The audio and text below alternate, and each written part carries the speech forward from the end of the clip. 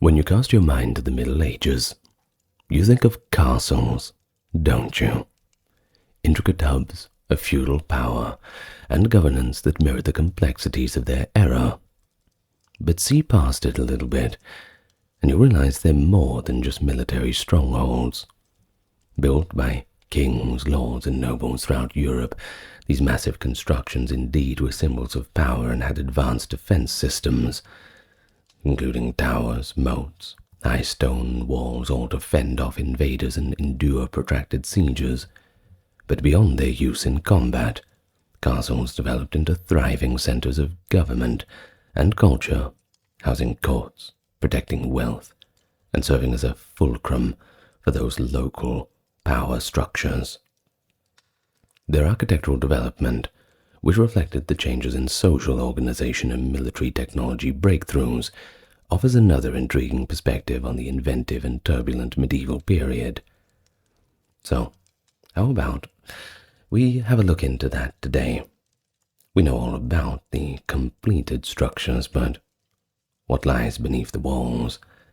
It's not often that we talk about those who actually had to build them and, frankly, the complete hell they went through to accomplish this task. So, today, if you'd like to come with me, I am going to talk to you about castles, from start to finish. Like and subscribe, and thank you to those supporting on the Patreon. Let us begin. Castles were the recognizable buildings that dominated the European landscape during the Middle Ages. These imposing structures, which were distinguished by their high towers and fortified gateways, had administrative as well as defensive purposes. However, the intricate social and economic dynamic that underpinned their imposing architecture had a significant impact on the communities that were forced to construct and maintain them. With a focus on the material and human cost associated with castle construction, we're going to go into a little bit of detail today about the process and the unspoken unpleasantries about all this. We're going to look into the organization and coercion of labor, the financial burdens on entire regions, and the wider ramifications of castle construction for long-term societal change, economic networks, and even social hierarchies. Of course, there's many advances in military engineering and architecture during the Middle Ages. It's equally important to acknowledge that these construction achievements frequently required substantial sacrifices from those at the bottom of the feudal hierarchy. So, in addition to being defensive structures, we know that medieval castles were political markers too. They changed local governance by projecting power outward through their strategic placement. Whether by a newly ascending noble family or a victorious king attempting to extend sovereignty over contested lands, the building of a new fortress often signified the introduction of authority into a region, whether the region liked it or not. But the process needed more than just ambition and vision. To ensure quick and economical construction, it required assembling a sizable labor force made up of skilled craftsmen, peasant conscripts, and occasionally prisoners who worked under admittedly close supervision, certainly subject to a roll call before and after the shifts, I assume. And then we have the demands on materials and labor, in addition to iron, sand, and limestone for mortar. Builders required enormous amounts of stone and timber. Additional labor, equipment, and resources, often taken from local residents, and by taken I mean stolen, were needed for the transportation and cutting of materials. Of course, this commandeering of resources generally tends to take different nature depending on where and when you are. But generally, if the nobles wanted to build a castle, they were getting those materials one way or another. Well, besides the physical confiscation of the stone and the timber and all the rest, lords frequently used new or higher taxes, as well as feudal obligation to direct coercion to seize goods and services, because the endeavors were so timely and time-consuming and costly, rather. Peasants often suffered as a result of these practices, since they were taken away from caring for their own lands and means of subsistence, and were subjected to additional financial demands from their rulers. The inability of rural populations to resist elite construction projects was demonstrated by the extreme cases in which entire communities were uprooted or displaced to make room for the new fortress's spatial requirements. Of course, this all goes into the timeless representation of feudal authority that castles were. They emphasize the social hierarchy that defined medieval Europe by giving the nobility a physical haven, quite literally looking down on everyone. With little opposition, garrison soldiers and managers could impose their lord's will and demand labor and rent from the local population. By deterring challenges to authority, the fortress's imposing presence frequently contributed to the stability, or perhaps from a different angle, the stagnation of the dominant social order. I suppose it depends who you ask. But as time went on, the network of castles throughout Europe also promoted trade and the growth of new towns by offering marketplaces and a certain amount of security. So in this way, building castles kind of served as a double-edged sword of sorts. While it exploited serfs and other weaker social groups, it also opened the door for more intricate economic relationships that would eventually weaken the very feudal structures that allowed for this kind of exploitation. I suppose the clock just ticks away. So, we begin by talking about castles and the structure of feudalism. You really can't have one without the other. Understanding that larger feudal framework in which castles were built is crucial to appreciating the significance they had in society. As for the lord, who had legal title to land, and vassals, or perhaps tenants, who were given use of the land in exchange for loyalty or service, well, they formed the foundation of feudalism as it existed in different parts of Europe. The system gave authority to those who could manage and defend vast swaths of land. Castles became both functional and symbolic hubs of this authority. A castle could offer some security to local populations by sheltering them behind its walls during periods of unrest or invasion, but it's not as nice as it sounds. Believe me, that many people, with that little sanitation, you may as well be a little bit safer outside the walls. However, it also functioned as a hub for labor organization, enforcing the law and collecting taxes and rent. As a result, the fortress became this outward representation of the lord's claim to power, representing a social institution as well as defensive tact. Because land ownership and military prowess were so closely associated with power, a lord's legitimacy was symbolized by his ability to build and maintain a strong castle. And that's the kicker of it, maintaining the castle. That's where the costs really come in over a long time. For example, we think about the quick spread of motte and bailey castles following the Norman conquest of England in 1066. It shows how these buildings could quickly help consolidate power. Castles were purposely erected in regions like Wales, Ireland, and even over in the Crusader states, in order to control the local populace and establish supremacy of the conquering classes. Of course, the commoners, they were expected to perform various types of labor and produce for their lord in order to gain access to farmland and protection, all under feudal obligation. Although it's not consistent across regions, and we are speaking in generalities with this video, these impositions gave lords the ability to command sizable workforces whenever they felt that it was necessary. At the snap of a finger, full mobilization, no questions asked. One such need was the building of castles, especially in the area that were under conflict, or where there were imminent military or political dangers. Peasants were forced to comply by the legal and social structure, which was essentially institutionalized exploitation under the pretense of feudal duty. Perhaps a little bit of patriotism as well. You think about it. The whole obey the king, these kinds of things. Well, you wouldn't want to not obey the king, wouldn't you? You get yourself into a bit of trouble.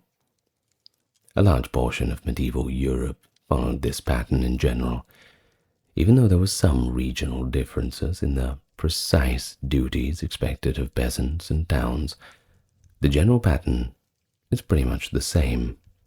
Castles were both the result and the tool of a system in which power was firmly held by a privileged minority. The possibility of erecting new fortifications, whether legally or illegally, remained an alluring tactic for aristocrats looking to bolster their positions, even after kings issued royal charters prohibiting the unapproved building of castles. In order to establish administrative centers, fortify their borders, and convey an air of invincibility, lords who sought to expand their power over a variety of lands built their own fortresses, of course, on their own expense. But it is a little oversimplified to say that the local population benefited equally from these constructions. Many residents saw the new fortresses as an encroachment on their daily lives, even though some may have felt a sense of protection from having the military and the walls around a place to run if things got bad. Farmers, they were hit the hardest. They were forced to give up the products of their work. Artisans, too, were called up to perform duties that frequently went beyond what was reasonable, and entire communities could simply be uprooted if their land was selected as a strategic location. Now, let's talk about the ones who construct these fortresses. We talk about the serfs, the craftsmen, and of course, the forced labor. A large, diverse, and frequently coerced workforce was required to complete this complex task of building the castle. Workers were recruited from a variety of social classes and were under strict supervision, with an emphasis on cost-cutting and efficiency. Serfs and peasants carrying out their feudal duties, expert artisans offering what technical know-how they could offer, and captives, or forced laborers, compelled to serve in difficult circumstances, were the three main groups involved. And just think about it for a moment. How would you end up in a position of forced labor? Well, we can think of a little bit of a situation where you have things to do. The authorities arrive and say, "Congratulations, sir, you've been selected to work on the castle. Eternal glory and all that. Come with us. Don't bother packing a bag." Well, if you refuse doing that, you'll certainly find yourself behind bars rather. And then, of course, you have no choice but to do the labor anyway. So, of course, the forced labor, perhaps we can use the word coerced, but from the start it was forced labor. You didn't have a choice if they called you up. The majority of medieval peasants were required to perform labor for their lord, at least in some capacity. You might have heard of the practice known as corvée labor. No, this is it. Landowners might insist that local peasant men work on castle construction sites, for weeks or months instead of their own farms in periods of high construction demand. This work included carrying stones from neighboring quarries, digging ditches for moats, cutting wood for scaffolding, and moving supplies in frequently taxing circumstances. The duties were frequently performed for free and were seen as a component of a larger set of services that the lord required in exchange for allowing them to live on his property. Food security and livelihoods could have been at risk due to this diversion of agricultural labor, especially if construction occurs during crucial planting or harvesting seasons. Although lords usually tried to plan significant projects outside of the busiest farming season because, of course, they needed to eat as well, and they don't want to be causing any famines, don't they? The necessity to finish fortifications quickly occasionally overshadowed any consideration for the welfare of peasants. Think about it. If they are at threat of a looming war or some kind of power struggle, priorities might need to be shifted. It always comes at the expense of the lower classes. Of course, if things really hit the fan, those nobles have a ship at the port where they can simply ride their horses down and go to some other more pleasant part. The poor old peasants, well, they couldn't do that. But of course it wasn't all peasants. You had professional engineers and craftspeople of the day. Expert craftsmen provided the specialized knowledge that was necessary to build these enormous fortifications, while the common laborers provided the muscle. For jobs requiring technical accuracy, such as laying foundations on difficult terrain, building sturdy walls, and creating dependable mechanisms for drawbridges, master masons, carpenters, engineers, and other specialists were essential. Due to their expertise and also their scarcity, these artisans had quite a bit more negotiating power than the peasants. In fact, the nobles needed them more than the other way around. In fact, they occasionally moved from project to project to demand higher wages, and the highest bidder always wins. Their participation gave the building of castles a certain professionalism and consistency, and their expertise frequently dictated how long a structure would last. Sure, you can have 1,000 peasants carrying the stones, but placed in the wrong spot, well, your castle's not going to stand for too long, isn't it?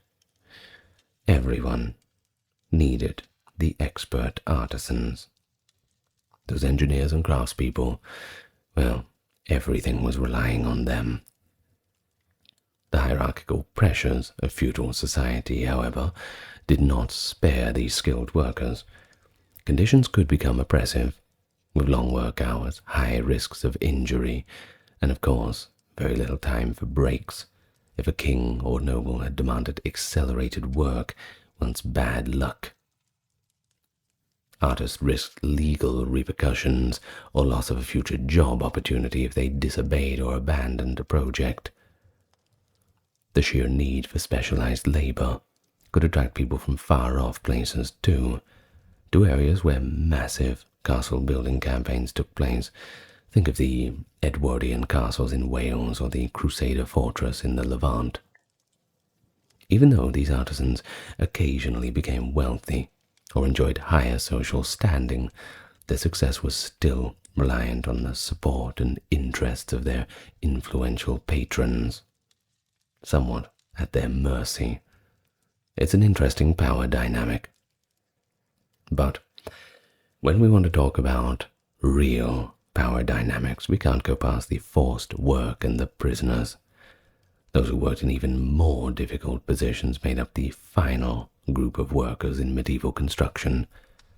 Victorious nobles frequently forced criminals, prisoners of war, or oppressed people to labor on fortifications during wars or conquests.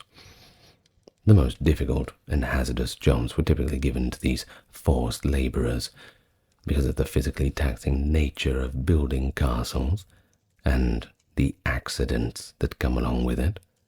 Their living conditions were also usually appalling, and their mortality rates were high. This type of work made it easier to quickly establish military outposts and guard recently conquered areas in some frontier areas. Despite the paucity of documentation on forced labor, historical allusions suggest that their function was not incidental. The use of forced labor shows the ruling class's desperate need to quickly fortify key areas, as well as the helplessness of those caught in the apparatus of conquest. Although these workers frequently left little documentation behind, their efforts greatly aided in the construction of the formidable fortifications, many of which still remain today. Oh, if only the walls could speak. Of course, it took a lot of money to build a castle, slaves notwithstanding, both to buy raw materials and to pay for the skilled labor.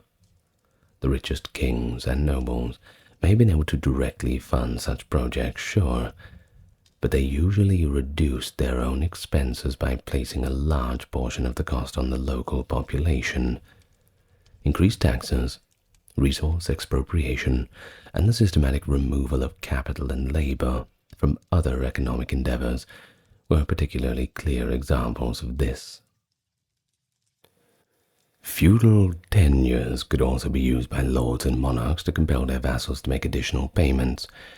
These could be assessed as new or higher rents, and they could be offered as special aids to finance the building of the castle. For peasant families that are already making do with meager resources, the cumulative effort of these impositions could obviously be disastrous. In some instances, officials from the lord or king had the power to conduct audits of towns and villages to determine their level of wealth, establishing exact quotas for the debts owed by each family or community.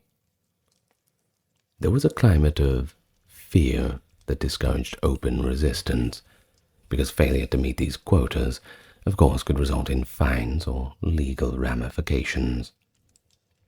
The taxation of castle construction, of course, was not limited to rural areas. Wherever a ruler wished to fortify a region, levies were also imposed on towns, trade guilds, and even places of worship. That's right. Sometimes they taxed the churches. A resolute sovereign frequently found ways to extract the required funds, even though such entities occasionally had privileges and exemptions. Large-scale methodical wealth extraction was necessary for building of famous fortresses like those ordered by English kings, those magnificent ones we still have today. A castle could not be built with money alone, however. It was essential to have access to the raw materials like the lime, metal, wood, and stone. A region's natural resources were exploited by the nobles, who would burn wood to make charcoal or lime and clear forests for beams. At fixed prices, they were typically lower than free market rates. They could force local miners to quarry stone or iron ore. Furthermore, without receiving just compensation, peasants with carts or draft animals might be forced to move these goods over long distances. There were also major logistical issues with housing and feeding the workers. Over a long period of time, soldiers and a large number of artisans and laborers gathered at a castle site. It was necessary to obtain food supplies, frequently making by direct requests of neighboring villages. The ensuing shortages put additional strain on nearby communities, potentially leading to higher costs for basic necessities and worsening peasant poverty.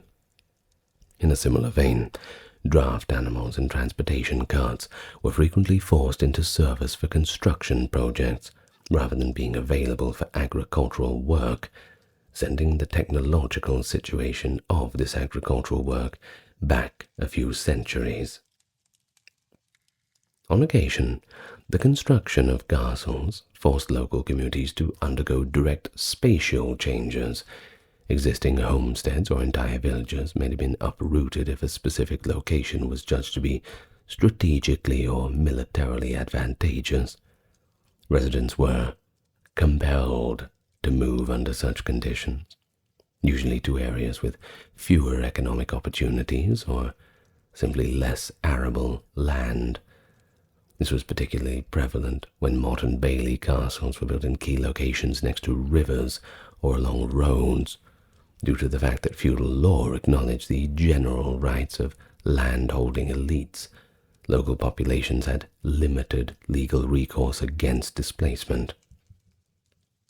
Campaigns to build castles have the potential to alter regional geographies and human settlement patterns on a larger scale too. The construction of fortifications in recently conquered areas or along borderlands may have caused waves of populations to migrate as people try to escape the costs and new taxes, or just simply the conscription of labor. But on the other hand, other groups such as craftspeople and merchants may have seen this as an opportunity, moving towards castle towns in quest of business prospects and a sense of security. Castles were powerful representations of feudal power in addition to being these useful fortifications. Frequently, they were towering over the surrounding countryside.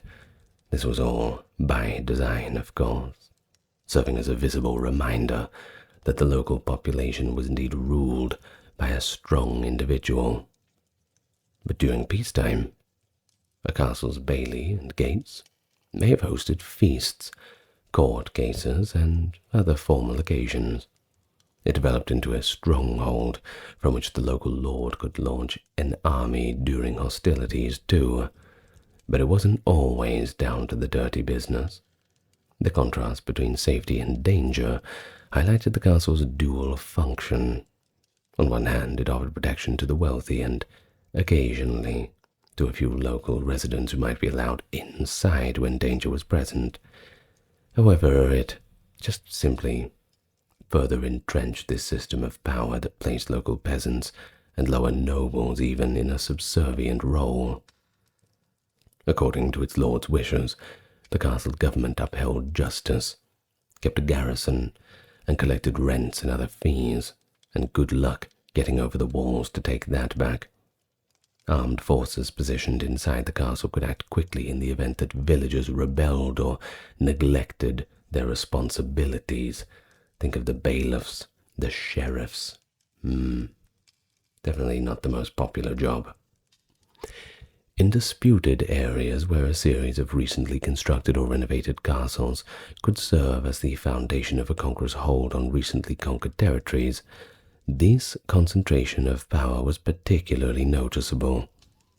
In these kinds of situations, the mere existence of a castle frequently denoted the establishment of new administrative and cultural structures. The conquering elite might be able to override or at least reinterpret the local laws, land rights, and customs. As a result, they were essential to the Middle Ages' colonial expansion, if we're going to use that word for it, because they gave military leaders the ability to simply subjugate native populations and take the resources with very little consequence. At least, yeah. We'll talk about some peasant revolts in a later video. But furthermore, by physically separating the nobility from the general populace, castles helped to preserve feudal hierarchies. Layers of division between lords and commoners were established by the fortress's internal defenses, which included keep towers and concentric curtain walls. Access to inner wards was tightly controlled, although peasants might occasionally be asked to deliver goods or attend markets in the outer bailey. Social divisions were strengthened by this spatial segregation, which gave the building an air of exclusivity. The upper wards and keep were occupied by the noble families, esteemed visitors, and reliable retainers who benefited from superior living conditions and prestige. But I will remind you, when we say superior living conditions, this is superior to the living conditions of a medieval peasant. And that's not very good. We're not starting from the most nicest of circumstance, that's for sure. Living in a castle was not like they have in those old Technicolor movies. It was cold, it was stone walls, rats. Not the best place to be. Let us not romanticize it too much. The castle's imposing silhouette served as a continual reminder of the possibility of medieval military force, rather, even though most medieval communities did not experience this violence on a daily basis, particularly in situations where peasants and townspeople lacked the resources to organize or acquire weapons. Such covert coercion left little opportunity for overt rebellion. And added to that, weapons, armor, they were expensive. And blacksmiths generally weren't doing charity runs. So it is very, very difficult. Without any outside help or sophisticated siege technology, it could be extremely difficult to overthrow a well-fortified garrison, even during mass uprisings. Therefore, a castle's architectural power frequently acted as a disincentive to contest feudal authority. The game was simply not worth the candle. Perhaps you could surround the castle, but you better hope that you can get food for you and all your friends, and you better hope that your family back at home isn't starving either. It's just too much to organize. In medieval society, the constructions of castles had a variety of economic effects. Castles could promote some types of economic development in the long run, but all this immediate effect on the local populace was frequently negative. A castle needed constant supplies of food too, fuel and materials as well, which created a further demand that could support nearby farmers, artisans, and traders. So that's one good thing, if the noble is taking them at a fair price. Furthermore, traders and settlers looking for stable environments in which to conduct business may be drawn to a well-garrisoned fortress due to its relative security. However, the beginning of a new castle project was pretty much not good for anybody. Short-term disruptions to local economies were very common. A large percentage of the labor pool was taken, decreasing agricultural output and increased the risk of shortages or even famine if the building took place during important agricultural cycles. Building sites devoured resources, and it even caused inflation in local markets for necessities. Iron, stone, and lumber particularly became more scarce, and prices frequently increased due to the increase in worker demand for food and beverages. While some merchants might profit from increased sales, many others were forced to submit or look for other opportunities as the lord's demands overshadowed their business. A completed castle might eventually serve as a center of economic expansion. Numerous castles functioned as housing treasuries and offices where local matters were managed. Auxiliary services such as scribes, clerks, and skilled craftspeople were frequently drawn to this administrative role. In an effort to increase the flow of goods into the area and make money from tolls and fees, lords occasionally promoted the construction of markets or fairs close to castles. As the site began to stabilize, certain routes became more desirable for trade when traders discovered that the castle's protective presence decreased the dangers posed by bandits or perhaps rival warlords. And this is the way that castle towns arose. These tiny cities usually gathered around the gates of a fortress, or if there was room, inside its outer bailey. They might grow into large towns over many generations, complete with churches, merchant guilds, and a unique cultural life. Thus, the economic dynamism produced by castle towns signified a slow transition from exclusively agrarian modes of production to a more varied economic structure, where skilled crafts and trade were more prevalent. Castle construction also aided the colonization process within border or frontier towns. The language, laws, and business practices of the invading elites were introduced, and occasionally they encouraged peoples from the ruler's native land to come and settle in the newly fortified areas. To encourage migration, these settlers may be granted advantageous terms on land use or taxes. These policies increased economic activity in the newly fortified area, but I'm sure I don't have to tell you that they disadvantaged rather the indigenous populations, who may have been forced to work harder or pay more taxes to make up for the fewer taxes that the newcomers are paying, or even just relocate to less fertile areas. After all, the priority always goes to the conqueror. For instance, the example of English-built castles in Wales shows how fortresses could serve as a foundation for social and economic institutions that were transplanted. English settlers who were given particular legal privileges frequently lived in the newly formed boroughs that sprang up around these fortifications. These boroughs' existence over time altered property relations, trade routes, and cultural identities. In the end, what started out as an exploitative enterprise produced more integrated markets, and on occasion, chances for local residents to participate in growing regional or global trade. Due to relative abundance of inexpensive labor, frontier expansions, and feudal conflicts, the period of active castle construction peaked between the 11th and 13th centuries. However, over time, a number of factors caused the number of large-scale castle projects to decline. A number of demographic, economic, and technological shifts that occurred in the late medieval era gradually changed the necessity and the viability of building enormous stone fortifications.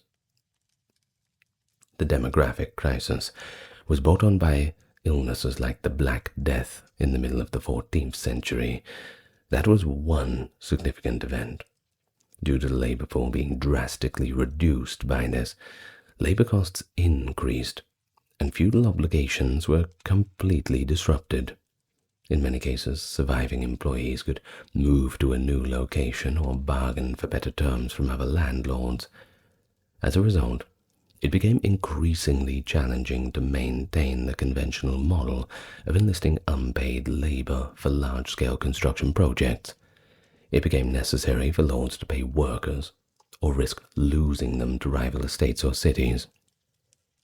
Furthermore, the traditional bonds of duty and service that had previously supported castle construction were undermined by the slow waning of feudalism in many regions of Europe. Wealth was no longer solely derived from agricultural rents, but also from trade and manufacturing as commerce grew, and some areas even became very much urbanized. Through charters, cities and towns gained more autonomy and served as a check on the power structures of feudalism. This change resulted in lords and monarchs having less access to resources, such as forced labor, if we're going to call that a resource, I suppose it is. Well, previously this was all available at the snap of a finger, but the world always changes. But also the military value of castles was significantly reduced by technological advancements. Siege warfare changed when gunpowder artillery became widely used in the late medieval era. Once almost impervious to conventional siege engines, thick stone walls were all of a sudden susceptible to continuous cannon fire. Fortifications had to change as a result, and in the early modern era, star forts and other artillery-resistant designs were created. We see a lot of these star forts in colonial times. India has quite a few of them, actually. Although they did not become extinct overnight, more specialized fortifications designed for gunpowder warfare gradually replaced castles as the most effective form of defense. The desire to build new, opulent castles consequently diminished. Rather, many already existing castles were either completely abandoned if their strategic value declined, or upgraded with angled bastions and artillery platforms of their own. Castles continued to serve as aristocratic homes or administrative hubs in some areas, changing in style to include more comfort and kind of make the military purpose a bit less obvious. Thousands of buildings that later became historical landmarks or even romantic ruins were left behind as the grand era of castle building campaigns that had once dominated the medieval skyline came to an end. Of course, castle construction declined in tandem with a more general shift in medieval society. Merchants and artisans amassed wealth and power that equaled or occasionally exceeded that of older feudal lords. As feudal duties relaxed and urban economies expanded, every local lord no longer needed to keep up a fortress as a political power steadily consolidated in centralized monarchies or emerging nation-states.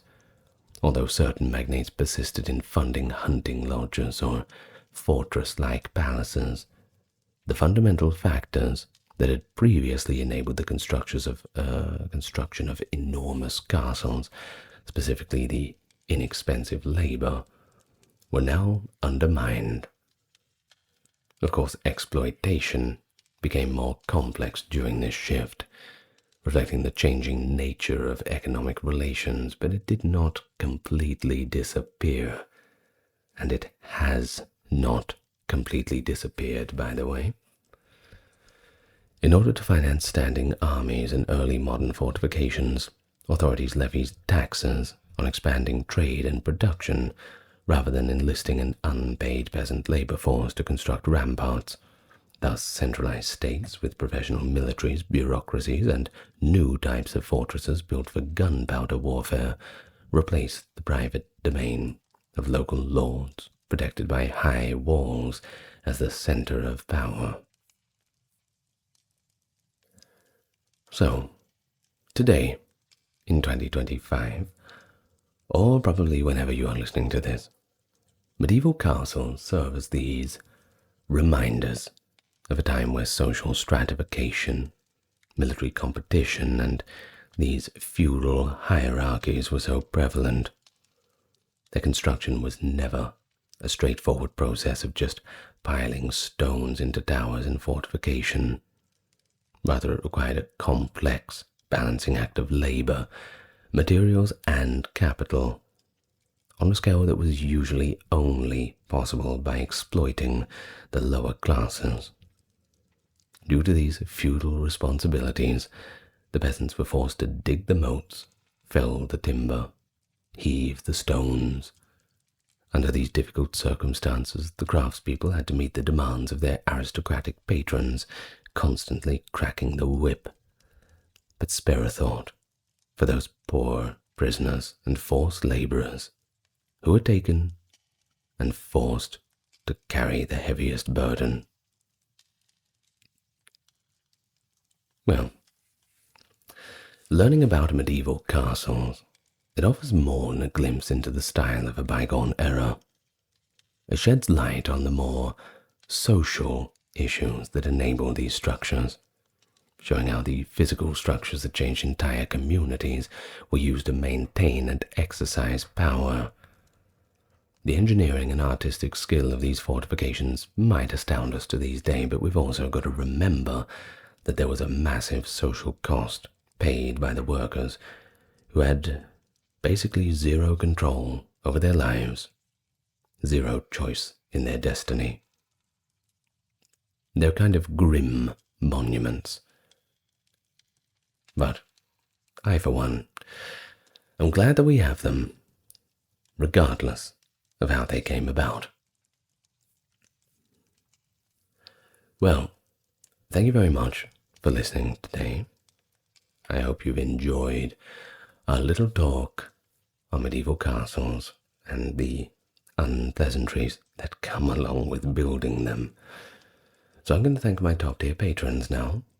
Dark, Kimberly, Christine, Sally, Ember, Susan, Cameron, Legitmus, Gary, Charlene, Lynn, Therese, Katiana, Nicholas, Ulfenir, Alexander, Charles, Christine, Dr. Neuro Nerd, Erin, Jaden, Jim, Jeffrey, Jessica, Madeline, Melissa, Orthodox Review, Scott, Stark Factory, Shell, Wendy, Josie, Video Man, Ryan, Thor, Cameron, Stefan, Kevin, the HMSHH, Crystal, and Towery.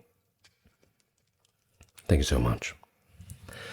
And if you feel inclined to come back here tomorrow evening, well, this is exactly where we can meet, right here on YouTube, or if you're on Patreon, or if you've somehow downloaded this and pirated it somehow. I don't know. Do what you like, I suppose. But as always, I wish you all the best, the greatest of joys, the brightest of smiles, the sunniest of days, and the loveliest of times. Lots of love to you all. Good night.